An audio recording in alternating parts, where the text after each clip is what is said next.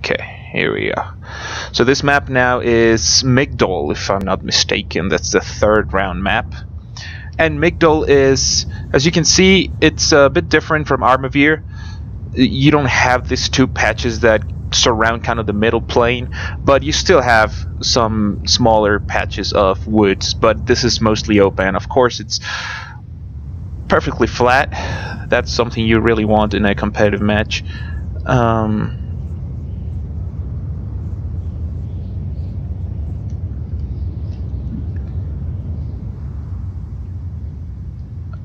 Hold on one second. Okay. Alright, we got it. Alright, so it's going to be Rome versus Baktria, and it's going to be Kaldazur from the GERUDO clan against VoidDragon from the Sith clan. This is the third match, or the third round of the winner's bracket. Okay, here we go. Alright, so Rome versus Baktria. Obviously, Baktria having more firepower in the cavalry department. You got elephants. Rome has elephants, but obviously Bactria's elephants are better if you bring the elite ones. And cavalry in general is also better. Yeah, of course, Rome has the Praetorian Cav with the Draco ability, but I haven't seen that too many players are bringing that. They bring maybe just one Praetorian cavalry just for the Draco. Mostly it's cheaper cavalry, you know, like Soci Equita Extraordinary Auxiliary Cavalry, something cheaper. But Baktria, on the other hand, they have extremely powerful shock cavalry, very expensive of course, but extremely powerful. But also their melee cavalry is one of the best. It was so good that it actually got nerfed in the previous patch, I think. The noble cavalry, the horsemen, they were really good melee cavalry for the cost, because it's like 700, 800 denarii, so not even that expensive. In the infantry, the infantry department, that's what's going to be the problem for Baktria, of course, because Rome has just so many units and so cost effective that you're not going to be able to. As Baktria, you're going to have a really hard time defending, because your best chance against this melee infantry from Rome is with pikes.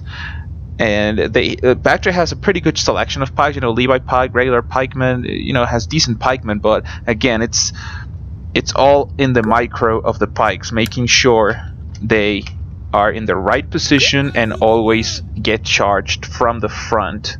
That's where they're going to be effective. Otherwise, you're really going to have a hard time dealing with Rome. Okay, so one of them is ready. We're just going to wait for the second player to be ready.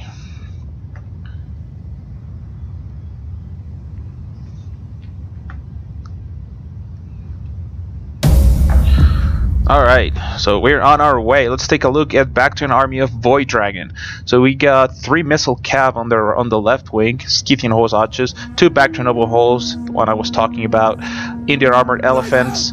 Then the infantry line is 3 Bactrian hillmen, then 4 thorax swordmen, and then 1 unit of Bactrian peltas, and then Bactrian noble horses and Bactrian royal cavalry. Just 4 melee cav, 1 shock cav, and I'm surprised we don't have any pikes. No pikes, just swordmen.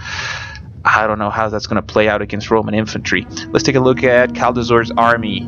So we have in the front, what is this? Veteran legionnaires, Hastati, veteran legionnaires, Vigiles, and then auxiliary.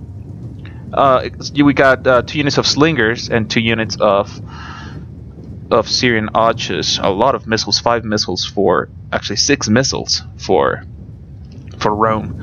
Now let's look at the cavalry. 2 Soci Equite and auxiliary cavalry on the left wing. And then we have auxiliary cavalry and Soci Equite, the same thing on the right flank. We also have a couple units of gladiator, veteran legionnaires, obviously the general, and a Hastati unit in the back. So the infantry really, I wouldn't say weak, but in this case he really didn't bring any really strong units. I guess veteran legionnaires could do well, but 3 units of Hastati, they could probably fall to this infantry units from VoidDragon, the very heavy melee infantry. So he's gonna have to use his veteran legionnaires to the maximum, to the fullest. The cavalry composition is pretty similar, I guess. I mean, the numbers are equal. It comes down really to the quality.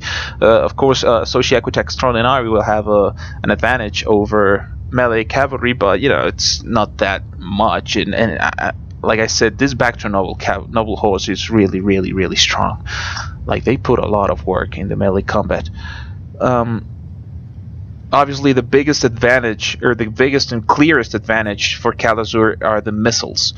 He has 6 missiles against only 1 from VoidDragons.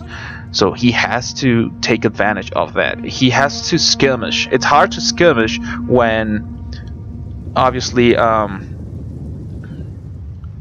it's hard to skirmish when the cavalry numbers are even, you know, because again, he can just detach 1 unit and go after your archers. But in this case, he wouldn't even need to detach anything, because he's got 3 mercenary Scythian horse archers. These units, although they are horse archers and they're really not suited for melee combat, or supposedly not suited for melee combat, you know, they can kill a unit from a charge, a missile unit. Just a single charge, just charge all 3 of them in a single unit, and they'll take it down. And you know, they just pull away and keep shooting. So I think Kaldazur, if he wants to go for pure skirmish tactics, when he just avoids infantry combat or hand-to-hand combat and just shoots as many arrows as he can, I think he's gonna have a hard time doing it with all those 3 units in the back. So apparently VoidDragon is going from the frontal charge. He's gonna send cavalry first. So there goes the cavalry charging the Hastati, the veteran legionnaires. He's just charging all his cavalry into the middle of Rome's formation, and here comes the infantry now to support.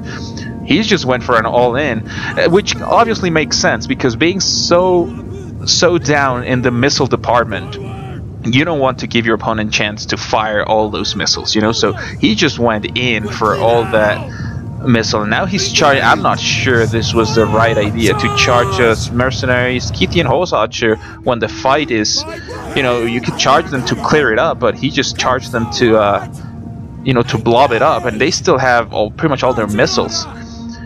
A lot of blobbing here. He shouldn't be having 4 units fighting only 1 auxiliary cavalry. He should spread them out and use them more effectively. The elephants already ran amok. They already set amok, so really hard to tell where they're gonna go from now. Okay, so he routed these units, and he's just gonna start rolling, and Rome is getting a mass routed. The elephants come back. If he gets a good charge to the back of Rome, he's just gonna absolutely destroy them with the elephants. You see, this is what I was talking about. The cavalry is just ridiculously strong. Look at the cavalry. Baktria noble horse, all the damage they did, and they still have more than half their men in it. And they pretty much destroy the front line of Rome. Really, really effective cavalry, and I think this is game. This is just gonna be a mass rout, a chain rout. He just basically went for a complete all-in and a massive charge. Rome's general, the legate, is gonna fall. Yeah, I don't think Rome has any chance now. His units are just getting raped. So this is what that's what I was talking about in at the beginning of the game. Like, Rome is extremely cost effective in its units, but you know, you can't just go with like the cheapest, and you know, you can be cheap with Rome, but you can be so cheap to bring just Hastati, because I think he should have brought better quality units. So that's it. That's game. That's a victory for VoidDragon. Very short battle, 5 minutes, and he just absolutely demolished Rome army with that charge. So really, really good fight. So that's the 3rd round. So VoidDragon moves to the 4th round, and Kaldazur goes to the losers bracket to fight for a chance to come back to the winners bracket. I'm gonna see if I can get a losers bracket game in the next one, so we can also give those guys a chance to be on stream. All right, stay put, guys. Enjoy the music, and we'll be right back in a few minutes.